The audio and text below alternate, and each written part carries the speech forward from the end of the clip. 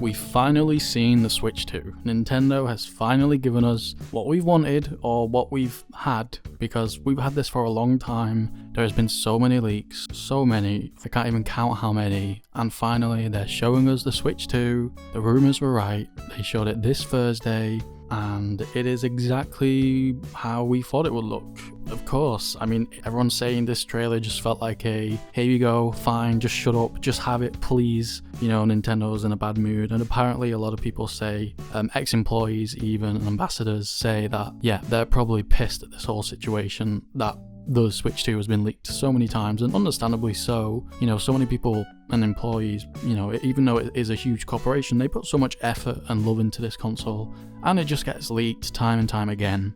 So yeah, this trailer definitely felt like, okay, shut up, here you go, fine, we'll show it to you. And yeah, it's exactly like all the leaks, it's exactly what we thought it would be like. It looks the same, pretty much, exactly.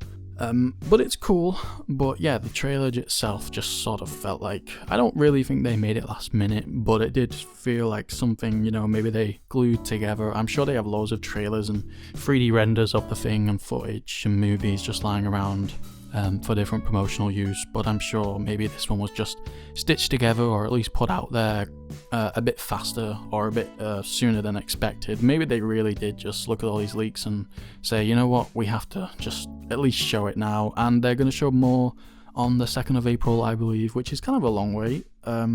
It won't seem long, but you know, longer than I expected. I expected to see some sort of direct on this at least next month, but I guess we'll have to wait more. I wonder if more leaks will come out in between then or now and then.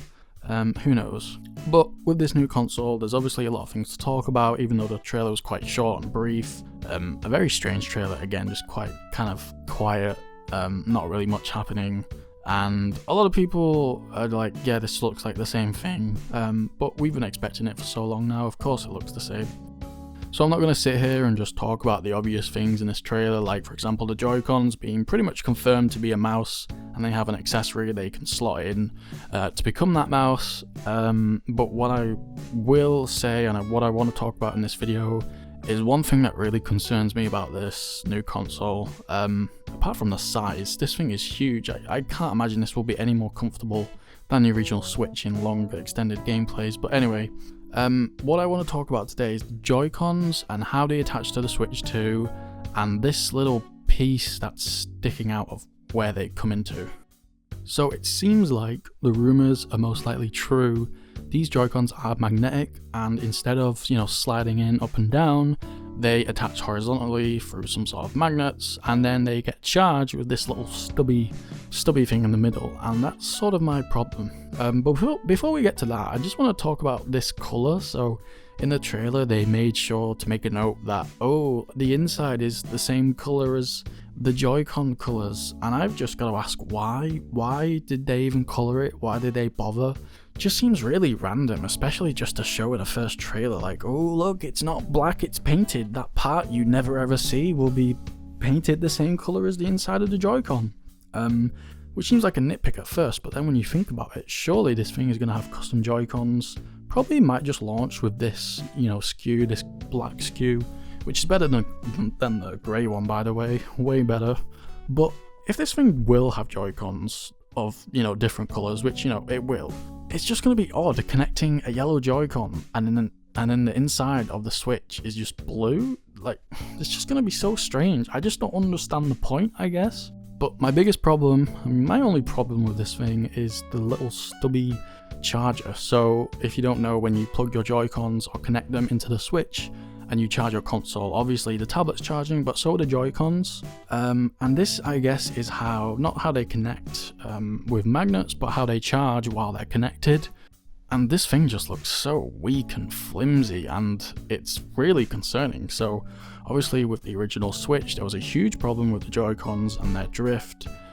Also how they slotted into the Switch, and the plastic expanded sometimes and people's weren't fitting in, but mainly the drift was a problem for years, I believe, before Nintendo even addressed it, and finally started to give out free replacement Joy-Cons if you sent them your broken ones. I think they only did that after a lawsuit as well, and there's been many people attacking them and blaming them, you know, and pointing a finger at them, and rightly so. I mean, they put out a broken unusable controller, or at least unusable after a year of use, and people had invested in this console and games for it, and their controller breaks, and the only thing they can do is buy another. They're not going to give up on this investment they just made for their kids or themselves. They were forced to buy new controllers, and it's just probably the worst, like, I don't know, quality we've seen from Nintendo. You know, the company that puts out handhelds that can survive wars and fires.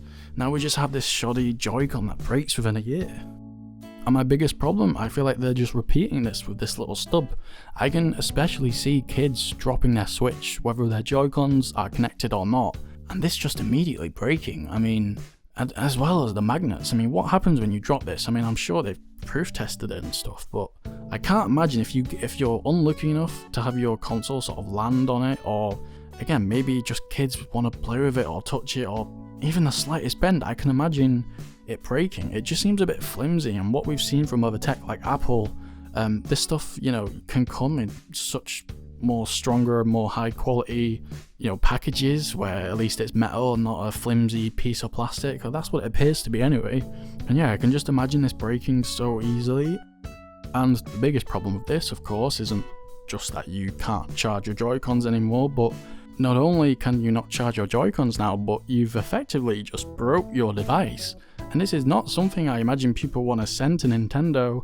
I know I might be getting a little bit ahead of myself right now, but let's just say in a world where, you know, this does break quite easily, or it breaks hard, but it still breaks, I imagine way faster than anything else could, because everything else looks way more durable. You're going to have to send this thing to Nintendo, and it's just, who's going to want to do that? I mean, I can just see it already happening.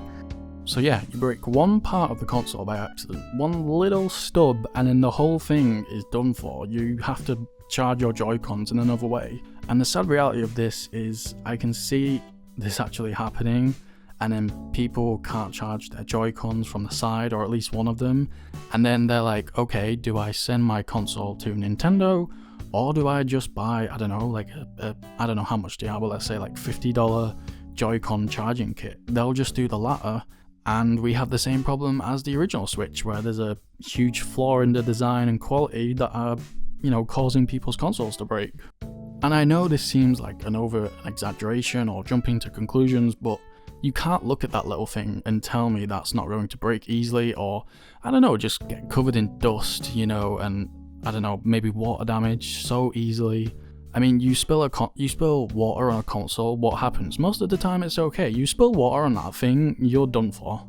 You could probably spill a whole pint of water on a Joy-Con and it'd be fine, but you spill a drop on that thing, I don't know, it just looks so vulnerable, like it's gonna break. Anyway, I just feel like I'm being a bit too negative with this whole thing. I do love how it looks. I do like how Nintendo are playing it safe, at least with just calling this thing the Switch 2. And it's plain as possible, it's the Switch but a successor, and thank God it's backwards compatible. I'm probably going to get it on day one as much as I'm already complaining, but yeah. What do you think? Do you think this thing's going to be as durable or not durable as it looks? Have you even thought about it? What else do you think about the console? What's your favourite feature so far, at least that has been, you know, sort of hinted towards? We obviously have that C button that doesn't have a C on anymore, but nevertheless it's still going to be really important, my bet is. Let me know in the comments below and subscribe.